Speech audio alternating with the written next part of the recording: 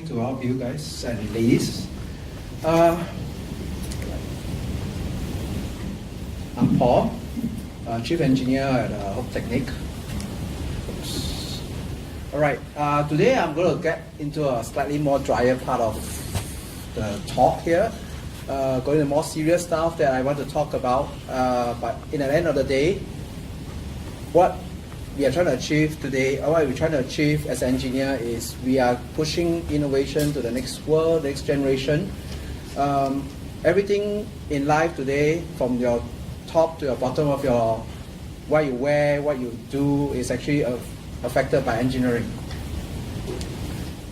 So the topic is engineering with the innovation economy with Technik that we are working on, and I work at Technik.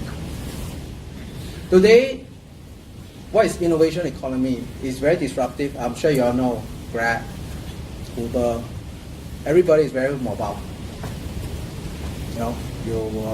What really drives us is what we really like. And information is flowing at a very high speed today. Whatever happens in the other side of the globe, you know it almost instantaneously the next seconds. To give another example, time is actually money. I know of one example, for example, in order to speed up stock exchange happening in Chicago into New York, instead of using fiber optics, people actually built microwave towers from Chicago all the way to New York so that they can execute their buy and sell 5 milliseconds faster than the rest of the guys. Huge amount of money investment. So information is about money. But coming back here, what is really important in engineering? Okay?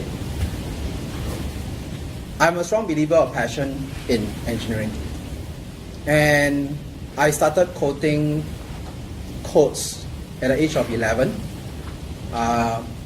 What I believe in the real new world today is multiple disciplinary in a lot of training.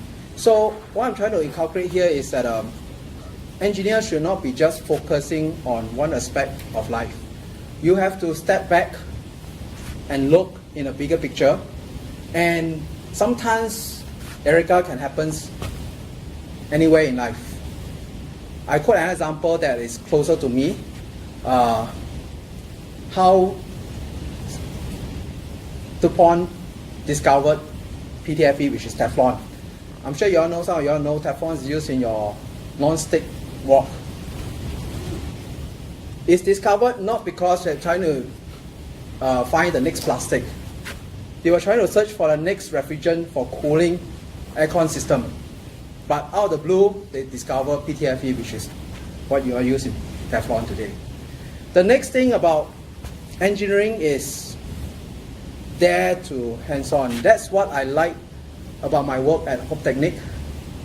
My fellow colleagues can see me going under the vehicle, climbing up the rooftop, fixing problems. As a chief engineer, sometimes I look after a lot of different aspects of engineering. And because of my multiple disciplinary ability, I'm trying to give insight to younger generations. Not that I'm very old, sorry.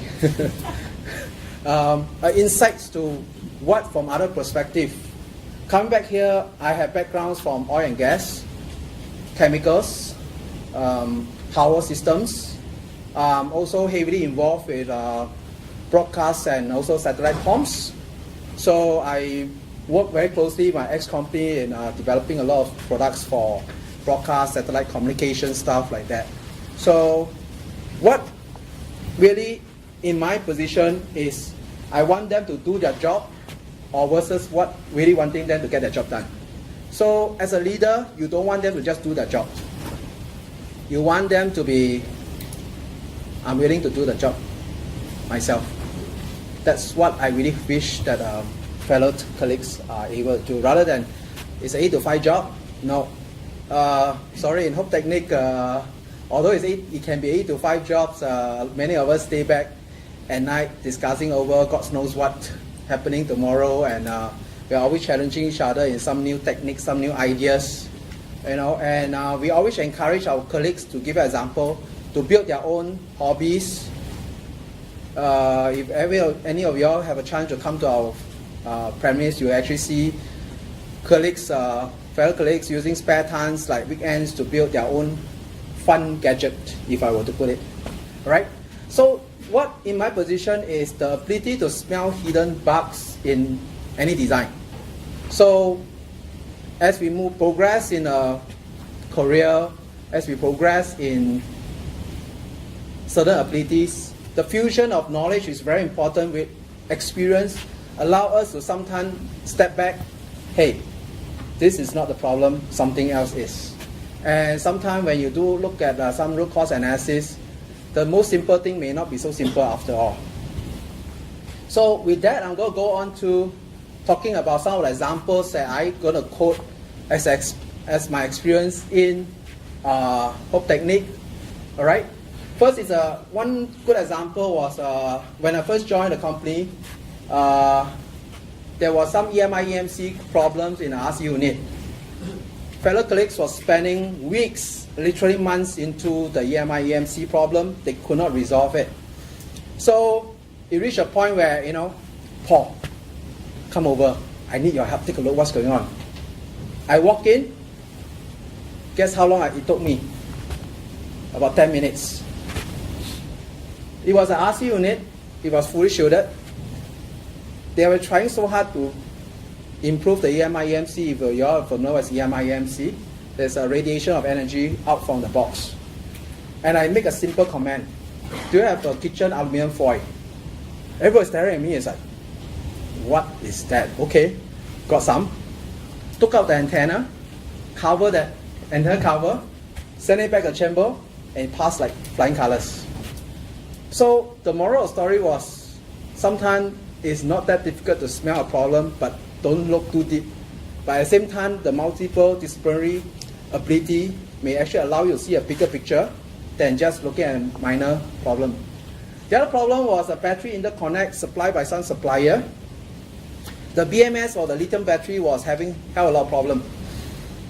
And again, this call for electrical, maybe, but battery is a chemical. So we open up the box and, hey, that's wrong.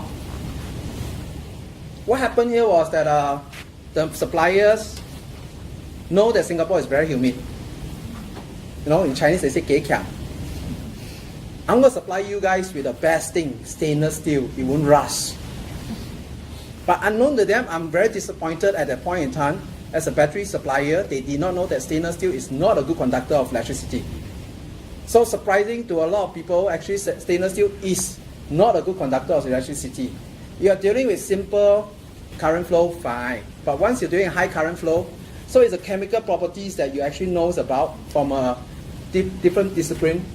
You know that stainless steel is not a good conductor. And you actually screw up all the BMS reading. And all we did is just simply change it to copper and the problem disappeared. So moral of the story is that someone tried to act smart. I'm not trying to say what, but was very sad. Oh, Singapore is very humid. Let's put stainless steel, it doesn't rust. But actually it did more harm than good from an engineering perspective. Third is one of the sensor fusion in drones that we were working on at one point in time.